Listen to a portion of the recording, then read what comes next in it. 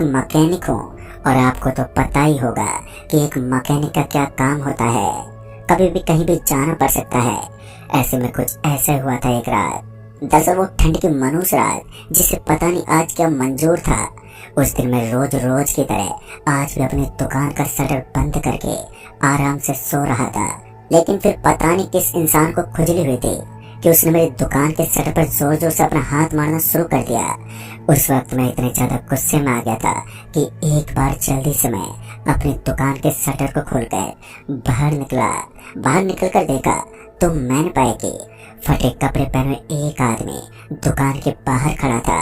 वो आदमी ठंड के मारे कांप रहा था और जैसे मैंने उस आदमी को इस हालत में देखा तो मैं उसे अंदर बुलाते बोला, क्या हुआ भाई साहब, काफी ज्यादा डरे हुए लग रहे हो।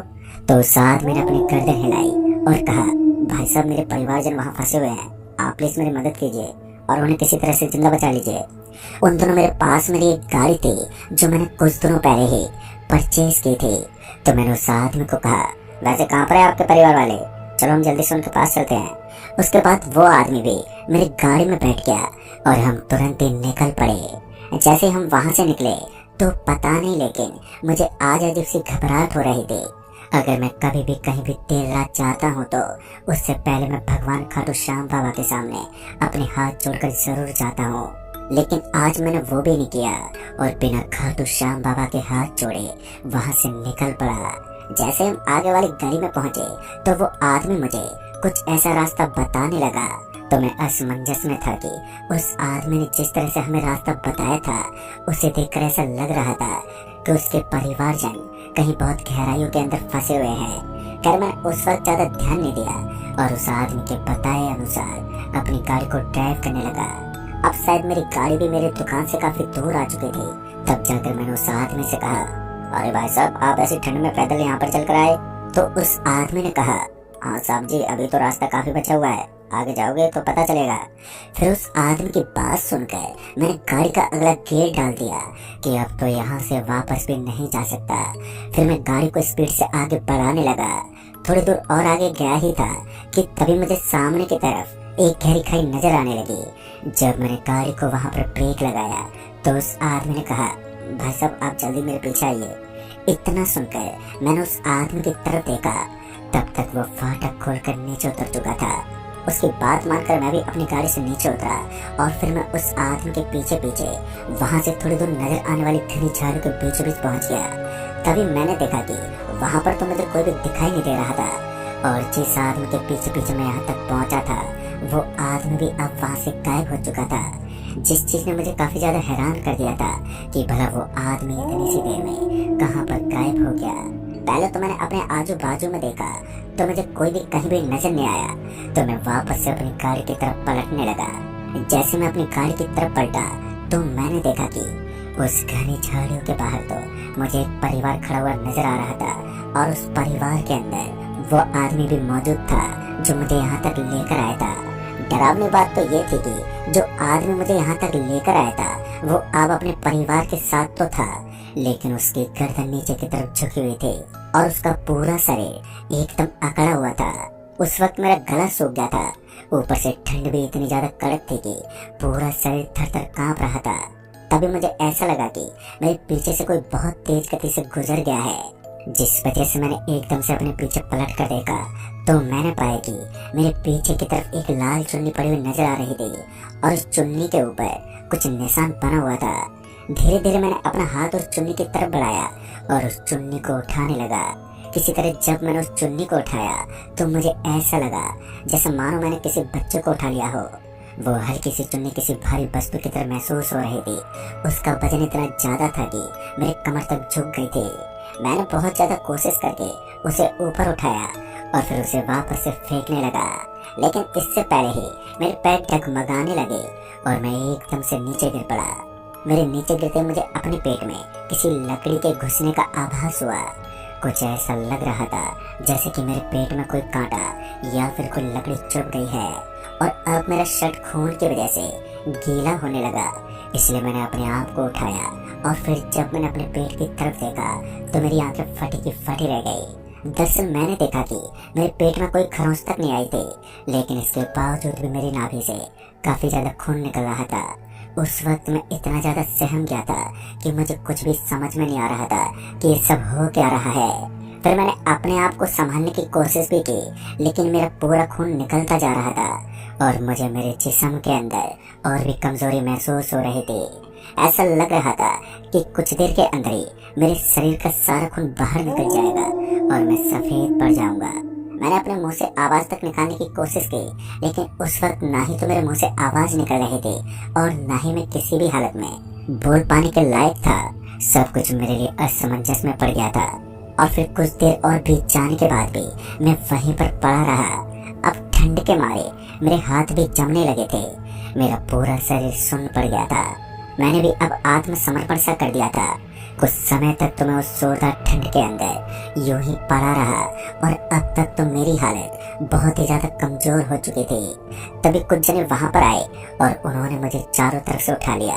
फिर वो मुझे उठाकर कहीं पर लेकर जाने लगे, लेकिन मुझे ये पता नहीं चल पाया कि आखिर वो है कौन और मुझे कहां पर लेकर जा रहे हैं। साथ ही मुझे किसी के पायल की और हंसने की आवाज भी आ रही थी और इस आवाज को सुनकर ऐसा लग रहा था कि कोई तो है जो मुझे जानबूझकर इन चीजों में फंसाना चाहता है।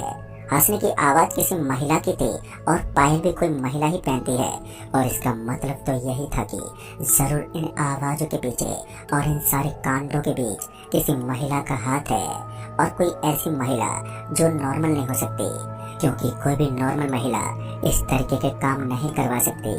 या तो ये कोई डैन है या फिर कोई और अनजानी शक्ति। मैं इसी सोच में पड़ा हुआ था। जैसा कि मैं आपको पहले ही बता चुका हूँ कि उस वक्त मैं बेसुध था। हालांकि मुझे इस बात का ज्ञान था कि मैं इस हालत में हूँ, लेकिन मैं अपनी आंख खोलकर इन चीजों को नहीं देख पा रहा था।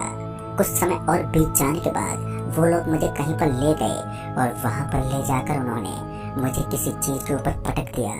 जब मैंने अब की बार अपनी आंखें खोलते हुए देखा तो इस बार मैंने देखा कि मैं किसी हॉस्पिटल में पड़ा हुआ था और वहां पर एक प्लस का निशान भी बना हुआ था। अब तो मैं कंफर्म हो गया था कि यह कोई ब्लड डोनेशन शिविर है। फिर उसके बाद जब मैंने अपनी आंख खोलते हुए अपने बाजू में देखा तो मैंने पाया कि एक महिला किसी दूसरे शख्स की बॉडी पर लगातार वार कर रही थी और उसका हमला किसी चाकू से था। जिस तरह से वो उस आदमी को मार रही थी तो उससे ऐसा लग रहा था कि कुछ देर के बाद ये आदमी दम तोड़ देगा और उसके शरीर के अंदर से वो चाकू खून से लथपथ होकर बाहर निकल रहा था। उस वक्त मैं समझ गया था कि आज मैं बुरी मौत मरने वाला हूँ।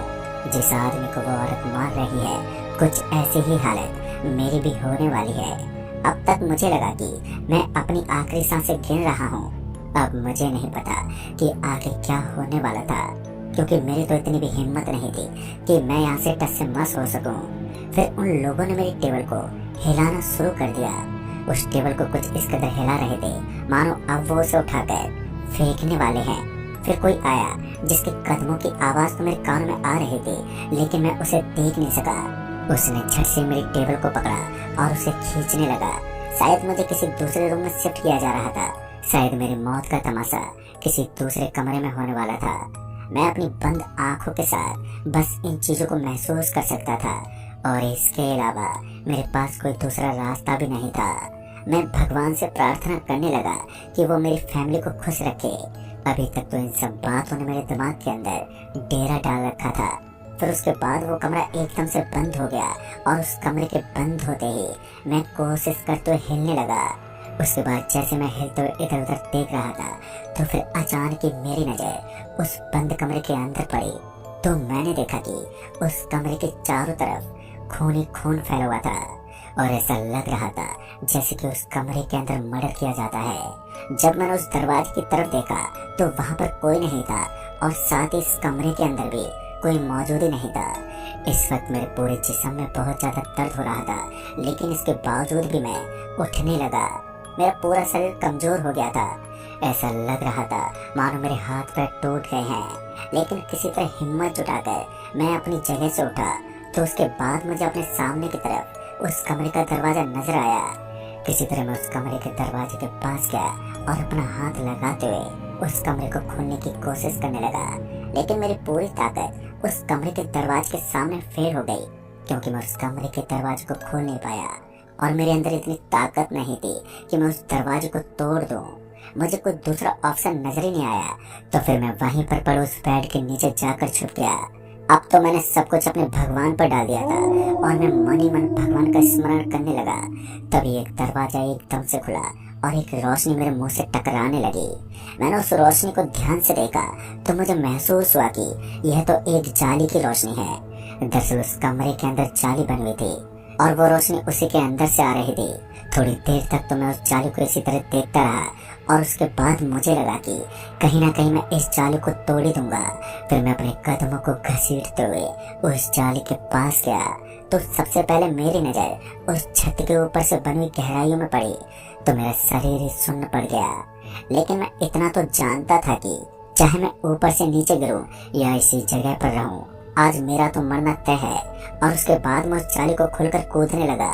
जैसे मैंने अपना पहला कदम रखा तो मुझे महसूस हुआ कि मैंने किसी दीवार पर अपना कदम रखा है, यानी ऐसा लग रहा था कि वहां पर कोई छत है और मेरे कदम ना चाहकर भी उस छत के ऊपर थम गए। मैं चाहकर भी नीचे नहीं जा पा रहा था और फिर मैंने ध्यान से देखा तो मैंने पाई कि वहां पर सच में एक छत बनी हुई थी और नीचे का रास्ता उससे आगे था, यानी कि मैं यहाँ भी छुप सकता था। और यही सोचकर मैं उस जाली के पीछे छुप गया। मुझे लगा कि यहाँ पर कोई भी नहीं आ पाएगा, शायद इस चीज के बारे में कोई नहीं जानता। इतने में ही मेरे कान में पीछे से किसी की तेज तेज सांस लेने की आवाज आने लगी। इस आवाज को सुनते ही मैं एकदम से अपने पीछे मुड़ गया और जैसे ही मैं पीछे मुड़ा तो मैंने देखा कि ये आवाज तो मेरे बगल वाली दीवार से आ रही थी। दीवार के अंदर से इस तरह की आवाज का आना कोई नॉर्मल चीज नहीं थी। मैं एकटक उस दीवार को घूरने लगा, लेकिन साला मैं समझ ही नहीं पा रहा था कि मैं किस जगह पर आ गया हूँ। यहाँ तो दीवार भी सांस लेती है। तभी मेरे कान में आवाज आई, थोड़ी देर और रुक जाओ, फिर तुम्हारा मौत का तांडव मचेगा। इतना सुनते ही मेरे तो रोंगटे खड़े हो गए और मैं बार बार अपने आजू बाजू में देखता रहा, लेकिन वहाँ तो कोई भी नजर ही नहीं आ रहा था। और ये मेरे साथ हो क्या रहा था, मेरा दिमाग इन्हीं सब बातों में खोसा गया था। फिर एक बार मैंने हल्की सी आवाज में कहा, कौन हो तुम, मेरे सामने आओ। तभी मेरे सामने से एक बार फिर आवाज आई, बिगाड़ा तो तुमने कुछ नहीं है, लेकिन तुमने उस जगह पर अपनी दुकान जमाई है जहाँ हर साल के इस दिन एक इंसान को मौत के घाट उतारा जाता है, और अब वो बारी तुम्हारी है। फिर मैंने एक बार उस आवाज के सामने से कहा, देखो मैं अपनी दुकान चलाता हूँ और अपना घर का खर्चा चलाता हूँ, तुम लोगों को इससे क्या तकलीफ है, और आखिर तुम लोग मुझे अपने झांसे फंसा कर यहाँ पर क्यों लाए हो, मुझे पूरी बात बताओ। मैं ये सब बातें इस तरह बोल रहा था जैसे मैंने कोई गुनाह नहीं किया है और मैं निर्दोष हूँ। हकीकत तो ये भी थी कि मैं बेमतलब जाल में फंस गया था और मैं एक मैकेनिक हूँ, तो मेरा पैसों के प्रति लालच बढ़ गया था और इसी लालच ने मुझे यहाँ पर लाकर पटक दिया। एक तरफ माथा खिसका हुआ था तो दूसरी तरफ इन आवाजों ने मुझे और भी ज्यादा भयभीत कर रखा था। मैं बार बार यही जानने की कोशिश कर रहा था कि मुझे यहाँ पर क्यों और कौन लेकर आया है। फिर मैंने उस सामने वाली आवाज को कहा, देखो मैं तुम्हारे सामने अपने हाथ जोड़ता हूँ, मेरी अब बिल्कुल भी हिम्मत नहीं है कि मेरी जुबान और चल सके और मेरे शरीर का सारा खून सूख चुका है, कृपया करके मुझे यहाँ से जाने दो। दीवार से आती हुई आवाज ने कहा, बहुत सारे लोगों ने यहाँ से बचकर निकलने की कोशिश की, लेकिन आज तक कोई जिंदा नहीं बच सका। फिर मैंने उस आवाज से ऊंचे स्वर में कहा, मगर मैं कोशिश तो कर सकता हूँ, अगर यहाँ से नहीं निकलूंगा तो भी मेरी मौत का मुआवजा पक्का है। फिर मुझे पता चला कि अगर मुझे यहाँ से जिंदा निकलना है तो मुझे एक नर्स की सहायता लेनी होगी। वो नर्स मेरी जान लेना चाहती है, लेकिन मैं उसके सामने गिड़गिड़ाकर अपनी जान बचा सकता हूँ। दरअसल उस दीवार वाली आवाज ने मुझे बताया कि उस नर्स के सामने अपने हाथ जोड़ने की वजह से वो पिघल जाती है और वो एक खूंखार डायन है, लेकिन उसका हृदय भी उसके बच्चों के प्रति काफी पिघल जाता था। उसका इतिहास तो मैं नहीं जान पाया, लेकिन मुझे इतना पता चल गया था कि उस महिला नर्स के सामने मैं हाथ जोड़कर अपनी जान की भीख जरूर मांग सकता हूँ। अब वो मेरा समय बताएगा कि उस वक्त मैं अपनी जान बचाने के काबिल बचूंगा या फिर नहीं, क्योंकि वो लोग मुझे कभी भी मौत के घाट उतार सकते हैं। उस दीवार की आवाज के मुताबिक तो मुझे वापस से उसी खिड़की से होकर कमरे में जाना था और उसी बेड के ऊपर जाकर बैठ जाना था और उसके आगे उसके सामने अपनी जिंदगी की भीख मांगनी थी। लेकिन इससे पहले मेरे रोंगटे खड़े हो रहे थे, ये सोच सोच कर कि मैं ऐसा कैसे कर पाऊंगा, क्योंकि यह सोचते ही मेरे डर से हाथ पैर बुरी तरह से कांप रहे थे। खैर अब जो भी था, मुझे अपने जीवन लीला को बचाए रखने के लिए अनहोनी को होनी में बदलना था। मैंने एक लंबी सांस ली और उसके बाद भगवान से मन ही मन में प्रार्थना करने लगा कि कृपया करके भगवान मुझे आज का जीवन दान दें। उसके बाद मैं कभी भी इस तरह की झांसी में नहीं फंसूंगा। फिर उसके बाद क्या था, मैं फिर से उसी खिड़की के अंदर से उस कमरे में दाखिल हुआ और मेरे रोम रोम के अंदर मुझे डर का एहसास हो रहा था। किसी तरह डरते सहमते मैं उस बेड तक पहुंचा और उस बेड के ऊपर जाकर बैठ गया।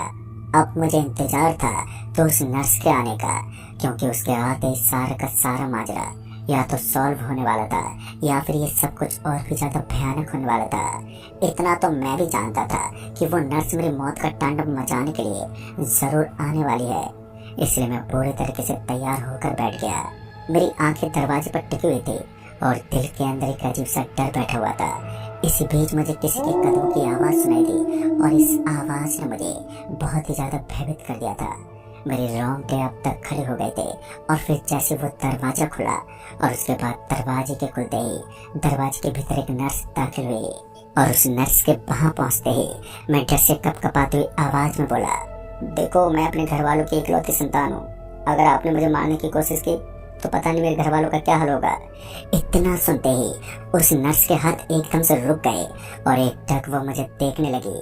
अब तक तो मैं काफी ज्यादा डरा हुआ था और डर की वजह से मैं कुछ बोल नहीं पा रहा था। तभी उस औरत ने कहा, मैं तुम्हें नुकसान नहीं पहुंचाऊंगी, लेकिन यहाँ से जिंदा निकलने के लिए मुझे भी बहुत ज्यादा मशक्कत करनी पड़ेगी। फिर उसके बाद उस महिला नर्स ने जल्दी से मुझे उस बेड से उठने को कहा। मेरी हिम्मत तो नहीं थी, लेकिन किसी तरह मैं उठा। फिर मैंने उस महिला नर्स से कहा कि इस हॉस्पिटल के अंदर तो दीवारें भी बोलती हैं। तब उसने बताया कि हॉस्पिटल के अंदर दीवारें नहीं बोलती, बल्कि काफी सारे लोगों को हॉस्पिटल की दीवारों के नीचे बहुत पहले दफनाया गया था। फिर उस महिला नर्स ने बताया कि उसने भी अपने बच्चों को इसी तरह खो दिया था और उसका गम आज भी उसे दर्द देता है, इसलिए वो दूसरों के दर्द का एहसास कर पाती है। मुझे नहीं पता अब क्या होने वाला था। फिर उसने मुझे अपने पीछे पीछे बुलाया। मैं भी उसके पीछे पीछे चल पड़ा और उसने मुझे एक दरवाजा खोलते हुए उसके अंदर भेज दिया। वो दरवाजा छिपा हुआ था, या फिर यूं कहें कि उस दरवाजे तक पहुंच पाना किसी के लिए बस की बात नहीं थी। हालांकि वहाँ कुछ गिनी चुनी सीढ़ियां बनी हुई थी और उसके बाद बिना कुछ सोचे समझे मैं उन सीढ़ियों से नीचे उतरने लगा। हालांकि मेरा शरीर अभी भी ठीक से काम नहीं कर रहा था, लेकिन पहले के बजाय अब मैं थोड़ा ठीक ठाक महसूस कर पा रहा था। लेकिन मैं अभी भी कमजोरी था, लेकिन मैं उसे सहन करके काफी आसानी से आगे चल पा रहा था। कुछ देर के बाद ही मैं उस हॉल के बाहर पहुंचा, तो उस हॉल से बाहर पहुंचते ही मेरी नजर सामने वाले चौकीदार पर पड़ी।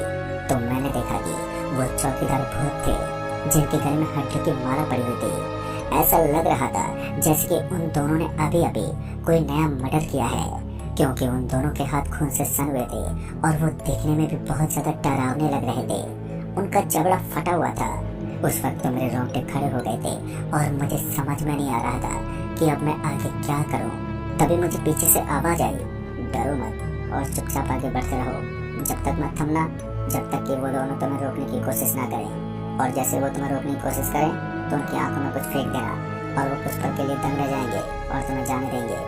लेकिन मैं इतना तो जानता था कि भूत जैसी ताकत में इतनी शक्ति तो होती ही है कि उनकी आंखों में चाहे कुछ भी डाल दो, वो हमारा पीछा तो पक्का ही करेंगी।